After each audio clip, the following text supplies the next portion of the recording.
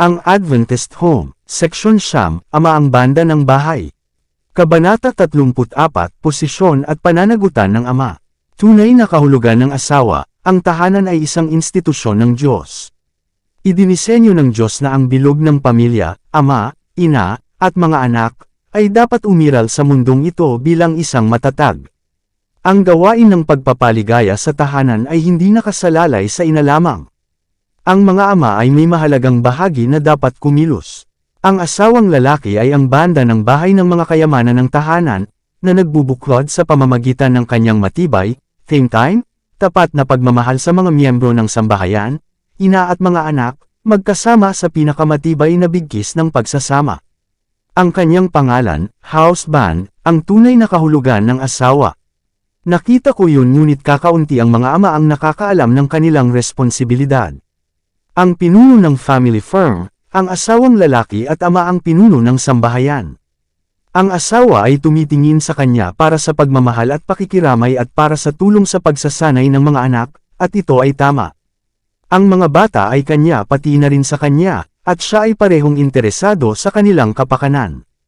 Ang mga anak ay umaasa sa ama para sa suporta at patnubay. Kailangan niyang magkaroon ng tamang konsepto ng buhay at ng mga impluwensya at asosasyon na dapat pumulibot sa kanyang pamilya.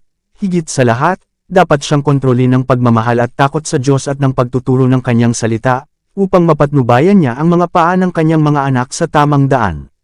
Dapat gawin ng ama ang kanyang bahagi sa pagpapaligaya ng tahanan. Anuman ang kanyang mga alalahanin at mga kaguluhan sa negosyo, hindi sila dapat pahintulutang liliman ang kanyang pamilya. Dapat siyang pumasok sa kanyang tahanan na may mga ngiti at magagandang salita. Ang mambabatas at pari, lahat ng miyembro ng family center sa ama. Siya ang mambabatas, na naglalarawan sa kanyang sariling pagkalalaki na nagtataglay ng mas mahigpit na mga birtud, lakas, integridad, katapatan, pasensya, tapang, kasipagan, at praktikal na pagiging kapaki-pakinabang. Ang ama ay sa isang diwa ang pari ng sambahayan, na naglalagay sa altar ng Diyos ng umaga at gabing paghahain. Ang asawa at mga anak ay dapat himukin na magkaisa sa handog na ito at gayon din na makisali sa awit ng papuri. Umaga at gabi ang ama, bilang pari ng sambahayan, ay dapat ipagtapat sa Diyos ang mga kasalanang nagawa ng kanyang sarili at ng kanyang mga anak sa buong araw. Yaong mga kasalanan na dumating sa kanyang kaalaman at gayon din yaong mga lihim, na kung saan ang mata ng Diyos lamang ang nakakaalam, ay dapat ipagtapat. Ang alituntuning ito ng pagkilos, na masigasig na isinasagawa ng ama kapag siya ay naruroon o ng ina kapag siya ay wala, ay magbubunga ng mga pagpapala sa pamilya. Ang ama ay kumakatawan sa banal na tagapagbigay kautusan sa kanyang pamilya. Siya ay isang manggagawang kasama ng Diyos, na isinasagawa ang magiliw na mga plano ng Diyos at nagtatatag sa kanyang mga anak ng matuwid na mga prinsipyo, na nagbibigay daan sa kanila na bumuo ng dalisay at banal na mga katangian, dahil abala ang kaluluwa sa bagay na magbibigay daan sa kanyang mga anak na magbigay ng pagsunod hindi lamang sa kanilang makalupang magulang kundi maging sa kanilang makalangit na ama. Hindi dapat ipagkanulo ng ama ang kanyang sagradong pagtitiwala. Hindi niya dapat, sa anumang punto, isuko ang kanyang awtoridad ng magulang. Ang lumakad na kasama ng Diyos, ang ama, ay magbibigkis sa kanyang mga anak sa trono ng Diyos sa pamamagitan ng buhay na pananampalataya.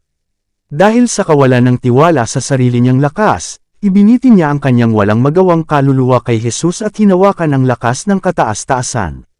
Mga kapatid, manalangin sa tahanan, sa inyong pamilya, gabi at umaga, manalangin ng time sa iyong aparador, at habang nakikibahagi sa iyong pang-araw-araw na gawain, itaas ang kaluluwa sa Diyos sa panalangin. Sa gayon ay lumakad si Enoch na kasama ng Diyos.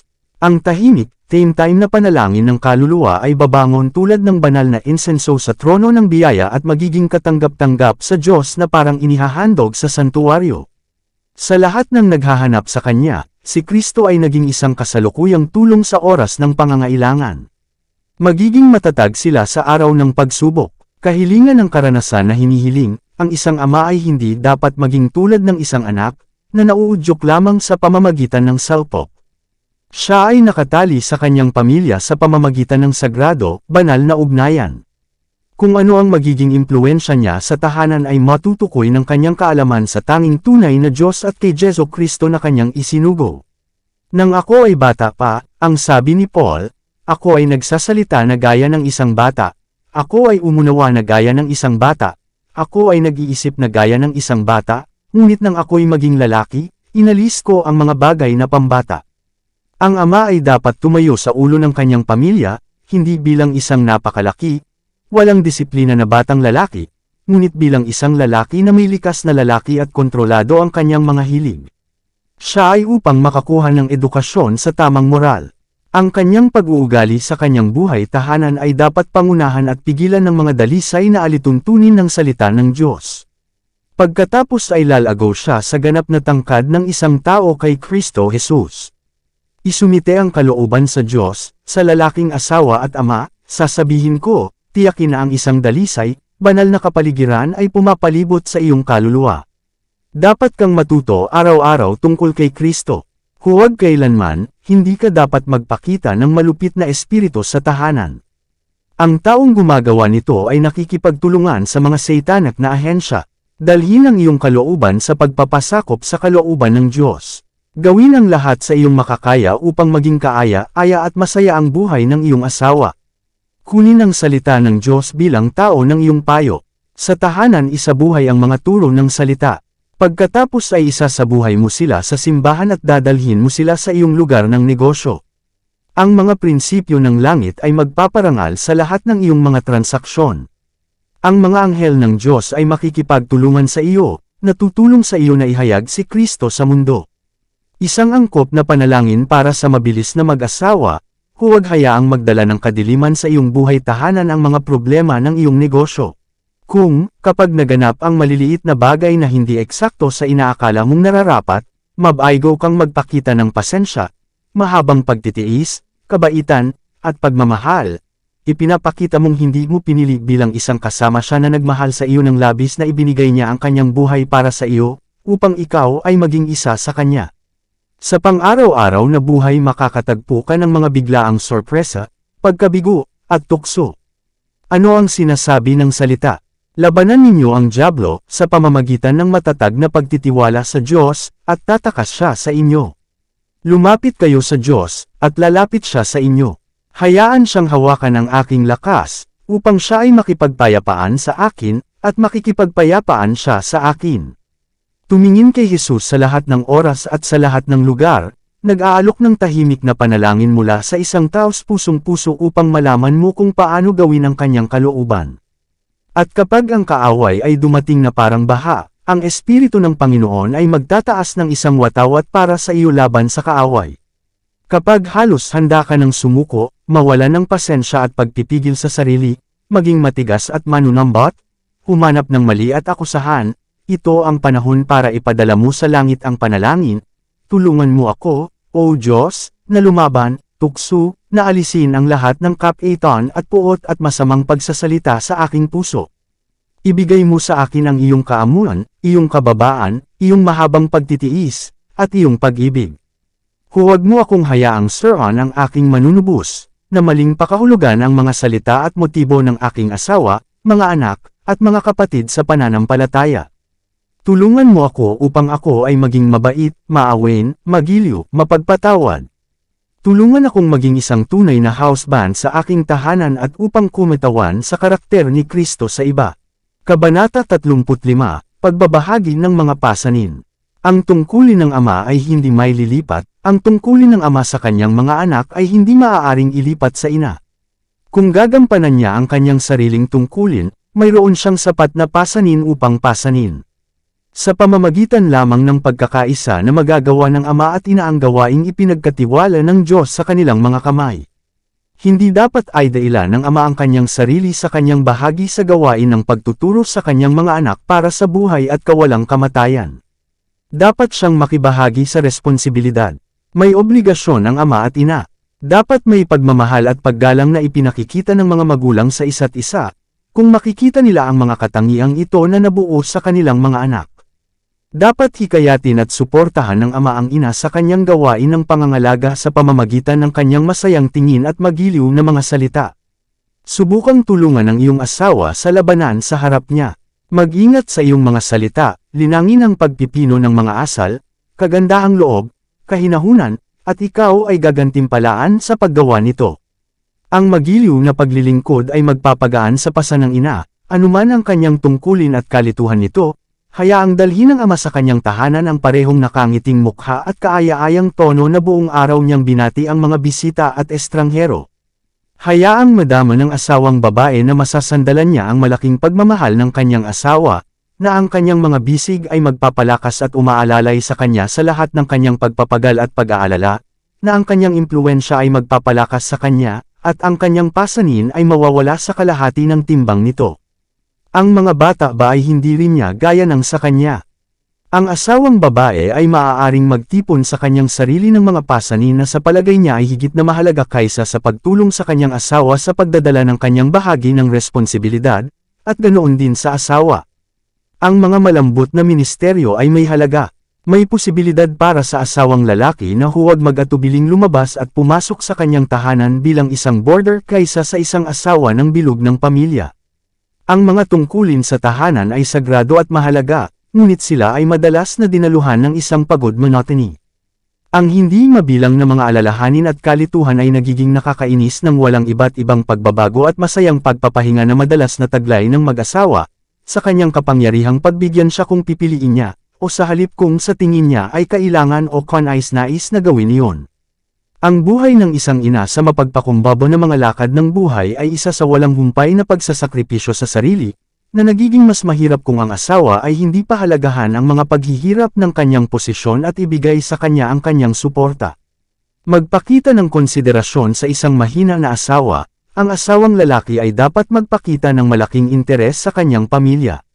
Lalo na kung dapat siyang maging napakamagiliw sa damdamin ng isang mahinang asawa. Kaya niyang isara ang pinto laban sa maraming sakit. Ang mabait, masayahin, at nakapagpapatibay na mga salita ay magpapatunay na mas mabisa kaysa sa nakapagpapagaling na mga gamot. Ang mga ito ay magdadala ng lakas ng loob sa puso ng mga nalulungkot at pinanghihinaan ng loob, at ang kaligayahan at sikat ng araw na dinala sa pamilya sa pamamagitan ng mabait na mga gawa at nakapagpapatibay na mga salita ay gag-antay ng pagsisikap. Dapat tandaan ng asawang lalaki na ang malaking pasanin ng pagsasanay sa kanyang mga anak ay nakasalalay sa ina, na marami siyang kinalaman sa paghubog ng kanilang mga isipan. Ito ay dapat magsagawa ng kanyang pinakamagiliw na damdamin, at may pag-iingat na dapat niyang pag-aanan ang kanyang mga pasanin. Dapat niyang himukin siya na manalig sa kanyang malaking pagmamahal at ituro ang kanyang isip sa langit, kung saan mayroong lakas at kapayapaan at isang huling pahinga para sa pagod. Hindi siya dapat pumunta sa kanyang tahanan na may madilim na kilay, ngunit dapat na sa kanyang presensya ay magdala ng sikat ng araw sa pamilya at dapat hikayatin ang kanyang asawa na tumangala at maniwala sa Diyos. Nagkakaisa nilang maaangkin ang mga pangako ng Diyos at madala ang kanyang saganang pagpapala sa pamilya. Pangunahan ng marahan, maraming asawang lalaki at ama ang maaaring matuto ng isang kapaki-pakinabang na aral mula sa pagiging maingat ng tapat na pastol. Si Jacob, nang hinimok na magsagawa ng mabilis at mahirap na paglalakbay, ay sumagot, ang mga bata ay malambot, at ang mga kawan at mga bakahan na may mga anak ay nasa akin, at kung sila'y palayasin ng mga tao isang araw, ang lahat ng kawan ay mamamatay. Ako ay mangguna sa mahina, ayon sa mga baka na nauuna sa akin at ang mga bata ay makapagtitiis. Sa mahirap na paraan ng buhay, hayaan ang asawang lalaki at ama na, manguna ng mahina, habang ang kasama ng kanyang paglalakbay ay kayang magtiis.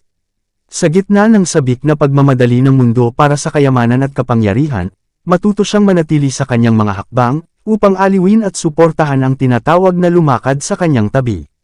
Hayaang tulungan ng asawang lalaki ang kanyang asawa sa pamamagitan ng kanyang pakikiramay at walang humpay na pagmamahal.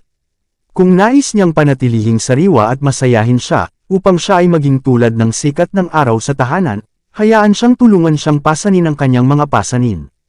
Ang kanyang kabaitan at mapagmahal na kagandahang loob ay magiging isang mahalagang pampatibay loob sa kanya, at ang kaligayahang ibinibigay niya ay magdudulot ng kagalakan at kapayapaan sa kanyang sariling puso. Kung ang ina ay pinagkaita ng pangangalaga at kaginhawaan na dapat niyang taglayin, kung siya ay pinahihintulutang maubos ang kanyang lakas sa pamamagitan ng labis na trabaho o sa pamamagitan ng pagkabalisa at kalungkutan, ang kanyang mga anak ay aagawan ng lakas buhay at ng mental na pagkalastiko at masayang kaluwagan na dapat nilang gawin, magmana.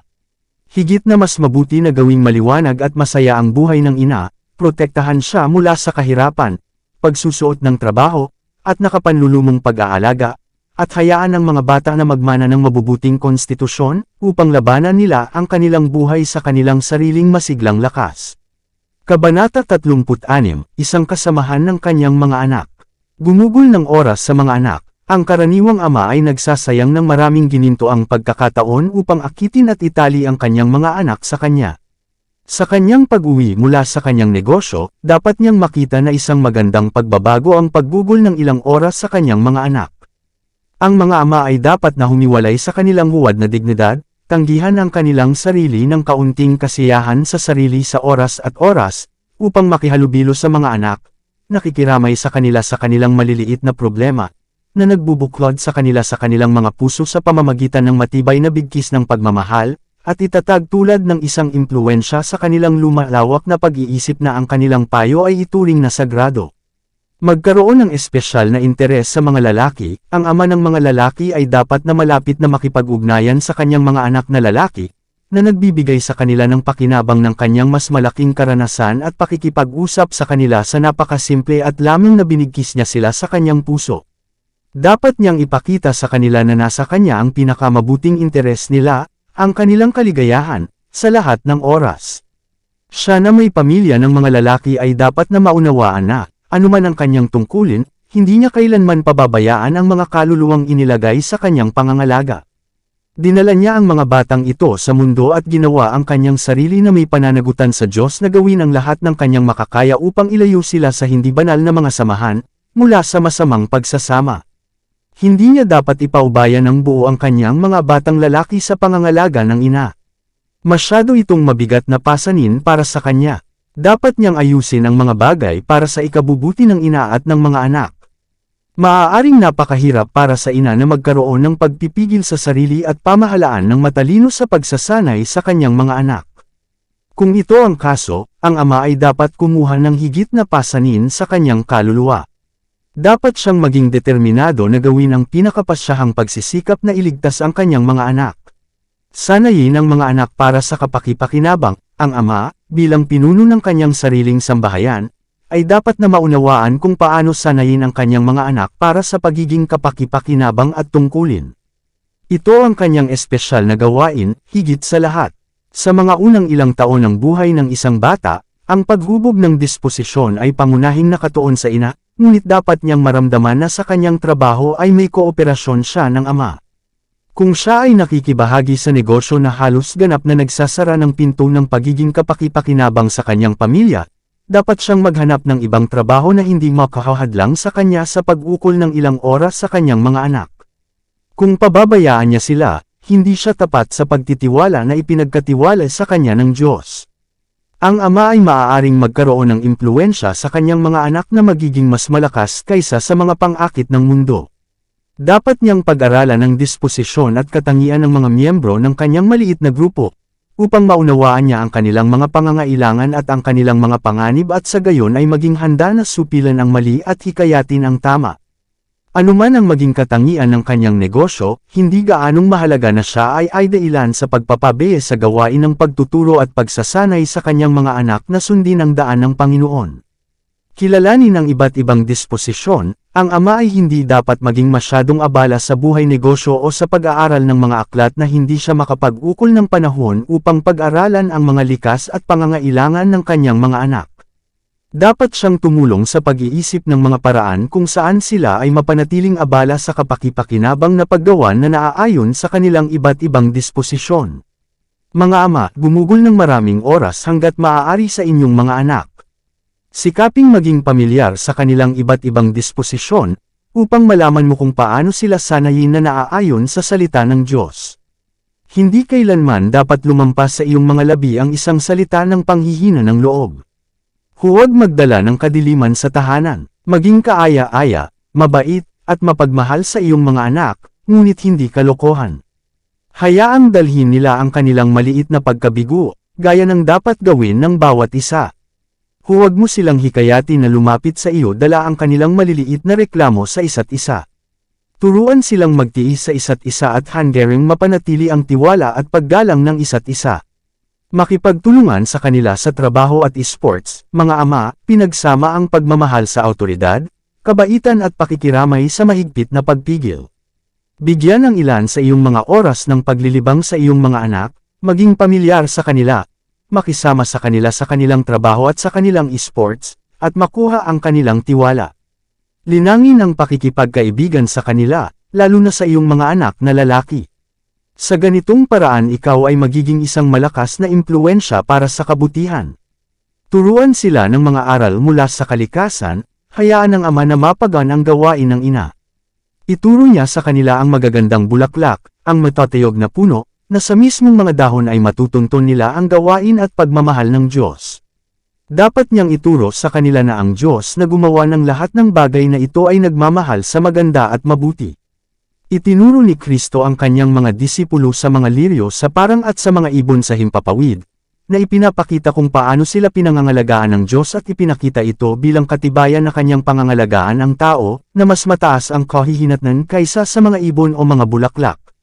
Sabihin sa mga bata na gaano man karaming oras ang masayang sa pagtatangkang ipakita, ang ating hitsura ay hindi kailanman maihahambing, para sa kagandahan at kagandahan, sa pinakasimpleng mga bulaklak ng bukid. Kaya ang kanilang mga isip ay maaaring iguguhit mula sa artificial hanggang sa natural. Maaari nilang malaman na ibinigay ng Diyos sa kanila ang lahat ng magagandang bagay na ito upang tamasahin, at nais niyang ibigay nila sa kanya ang pinakamainam at pinakabanal na pagmamahal ng puso. Maaari niyang dalhin ang mga ito sa hardin at ipakita sa kanila ang pagbubukas ng mga putot at ang iba't ibang kulay ng namumulaklak na mga bulaklak. Siya ay higit na magnumalasakit sa mga nilalang na nabuo sa kanyang larawan.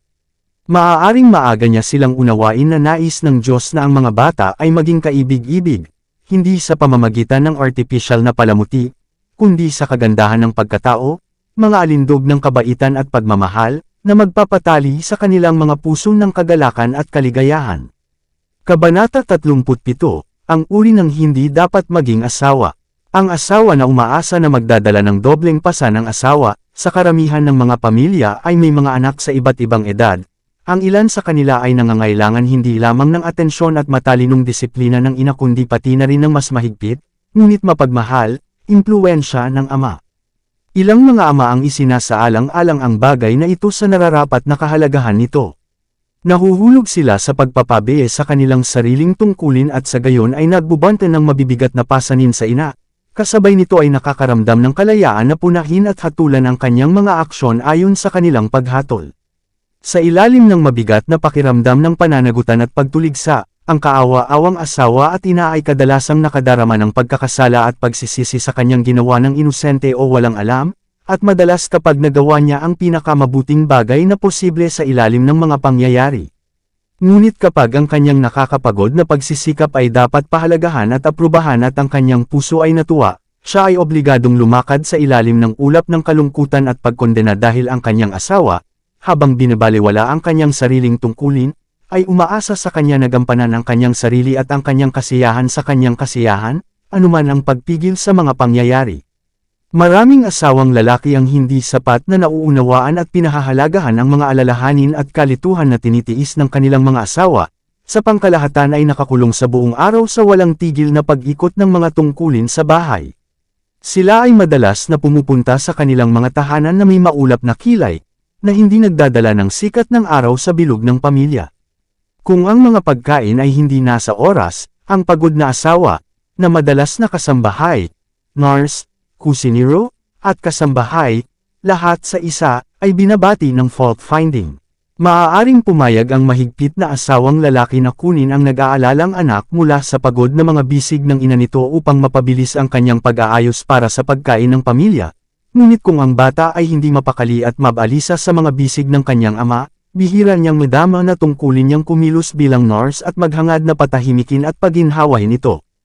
Hindi siya huminto upang isaalang-alang kung ilang oras na tiniis ng ina ang pagkabalisa ng maliit na bata, ngunit naiinip siyang sumigaw, "Narito, inay, dalhin mo ang iyong anak." Hindi ba't ang kanyang anak ay pati na rin sa kanya? Hindi ba siya nasa ilalim ng natural na obligasyon na mitigang pasanin ang kanyang bahagi ng pasanin ng pagpapalaki sa kanyang mga anak? Isang dictatorial at dominating na asawa, mga salita ng payo, Magiging mas masaya ang iyong buhay kung hindi mo nadama na ang ganap na autoridad ay ipinagkaloob sa iyo dahil ikaw ay isang asawa at ama. Ang iyong pagsasanay ay nagpapakita na mali ang pagkakaintindi mo sa iyong posisyon, husband. Ikaw ay kinakabahan at diktatorial at madalas na nagpapakita ng malaking kawalan ng paghuhusga, upang gayunpaman ay isaalang-alang mo ang iyong lakad sa gayong mga oras, hindi ito maipakikitang pare-pareho sa iyong asawa at mga anak. Kapag sa sandaling nakakuha ka ng isang posisyon, bihira kang mag-withdraw mula dito. Determinado kang isakatuparan ang iyong mga plano, kapag maraming beses na hindi mo hinahabol ang tamang landas at dapat mong makita ito. Ang kailangan mo ay higit pa, ng pag-ibig, ng pagtitiis, at hindi gaanong determinasyon na gawin ang iyong paraan kapwa sa salita at sa gawa. Sa kursong tinatahak mo ngayon, imbes na maging husband ka, magiging vice ka para i-compress at distress ang iba. Sa pagsisikap na pilitin ang iba na isakatuparan ang iyong mga ideya sa bawat partikular na bagay, madalas kang gumagawa ng mas malaking pinsala kaysa sa kung ibibigay mo ang mga puntong ito. Ito ay totoo kahit na ang iyong mga ideya ay tama sa kanilang mga sarili, ngunit sa maraming bagay sila ay hindi tama, sila ay labis na nahihirapan bilang resulta ng mga kakaibang katangian ng iyong organisasyon, sa makatuwid nagmamaneho ka sa maling bagay sa isang malakas, hindi makatwirang paraan. Mayroon kang mga kakaibang pananaw tungkol sa pamamahala ng iyong pamilya. Gumagamit ka ng isang independent, arbitraryong kapangyarihan na hindi nagpapahintulot ng kalayaan ng kalooban sa paligid mo. Sa tingin mo ay sapat na ang iyong sarili upang maging ulo ng iyong pamilya at pakiramdam na sapat na ang iyong ulo upang ilipat ang bawat miyembro, dahil ang isang makina ay ginagalaw sa mga kamay ng mga manggagawa. Ikaw ang nagdidikta at umaako ng autoridad. Ito ay hindi nakalulugod sa langit at nagdadalamati sa mga nahahabag na anghel. Ginawa mo ang iyong sarili sa iyong pamilya na parang ikaw lang ang may kakayahang pamahalaan ang sarili. Nasaktan ka na ang iyong asawa ay dapat makipagsapalaran na salungatin ang iyong opinyon o tanungin ang iyong mga desisyon. Mga masungit at masungit na asawa, mga asawang lalaki, bigyan ng pagkakataon ng inyong mga asawa para sa kanilang espiritual na buhay. Sa marami, ang disposisyong mabalisa ay hinihikayat hanggang sila ay maging tulad ng mga matatandang bata. Hindi nila iniiwan ang bahaging ito ng buhay ng kanilang anak. Pinahahalagahan nila ang mga damdaming ito hanggang sa sila ay mag-crack at mag-dwarf sa buong buhay sa pamamagitan ng kanilang mga tanong na reklamo. At hindi lamang ang kanilang sariling buhay kundi pati na rin ang buhay ng iba. Dala nila ang espiritu ni Ismael, na ang kamay ay laban sa lahat, at ang kamay ng lahat laban sa kanya.